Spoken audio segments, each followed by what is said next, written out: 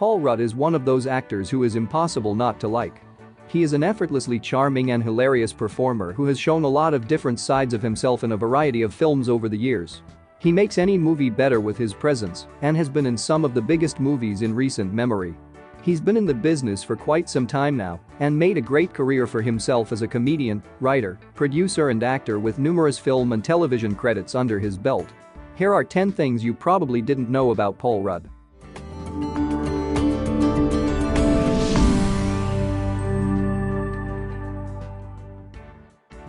He originally wanted to be a painter or graphic artist. Earlier in his life, Rudd's creative interests veered more toward fine art. He originally wanted to be a painter or graphic artist, but he decided against it because art school was so terribly expensive. At the same time, he became intrigued by performing, but not acting. He told Backstage, "I was more into stand-up. I had all of Steve Martin's records, Mel Brooks' 2000-Year-Old Man, and the records of Bob and Ray. At the University of Kansas, where I majored in theater, I became more interested in dramatic acting and realized that if I did stand-up work, it would be more along the lines of Andy Kaufman and performance art." His breakthrough role. He started off acting on the small screen before he got his breakthrough role in the hit comedy film Clueless, which was directed by Amy Heckerling. Despite having no experience on the big screen, Rudd was the man chosen to play Josh. The film was a major commercial success, and it was a huge launching point for Rudd, who is now one of the most famous men in Hollywood. He was mugged while filming Clueless. When he was filming the movie Clueless in Los Angeles, he was mugged.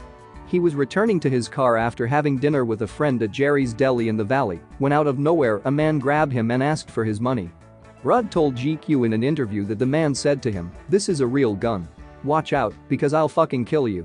The man fired the gun and it went right through his hair. "I just remember the sound of it. I remember people in the parking lot being really freaked out. But I just got very calm. Then I had to go to work the next day. It was a scene at a club. I was dancing. And I had just been shot at the night before." He was cut from Bridesmaids. Believe it or not, Rudd was in the hilarious movie Bridesmaids. He played Annie's blind date gone wrong. As funny as the scene turned out to be, producers decided that they were going to cut it from the movie entirely. Unfortunately for Rudd, the movie was running over 2.5 hours and they needed to make multiple cuts to the movie to make it shorter.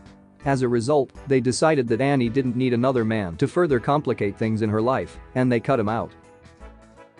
He co-owns a candy shop with Jeffrey Dean Morgan.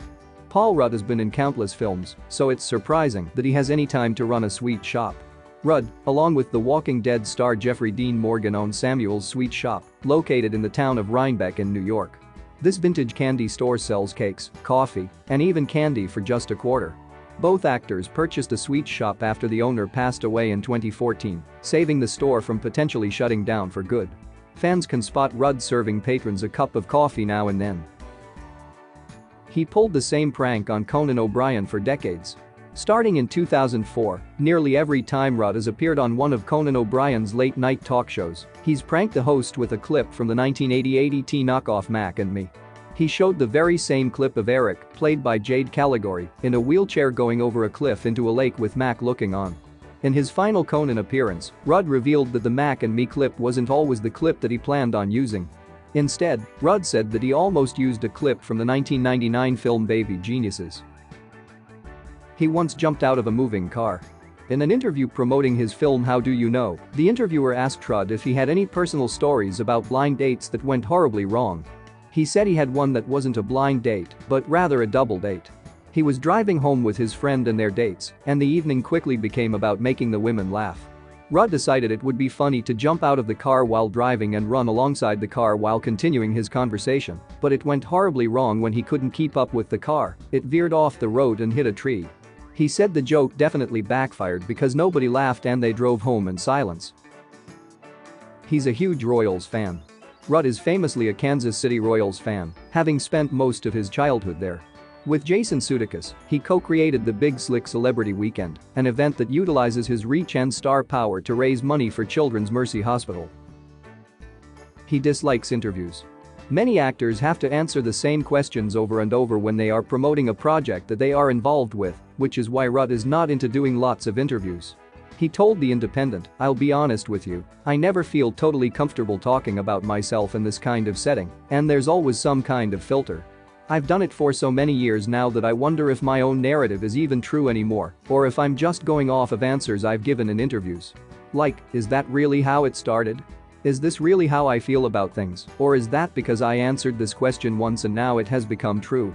No, I don't love it, but it really is part of the gig, isn't it? He became friends with Judd Apatow after emailing him out of the blue. One of the directors Rudd has worked with the most in his career is Judd Apatow. And the relationship started after Rudd learned Apatow's unusual email address and cold emailed him. Rudd told CBS This Morning, "We had been touch a year or two before doing Anchorman through emails because we both had kind of an affinity for Steve Martin.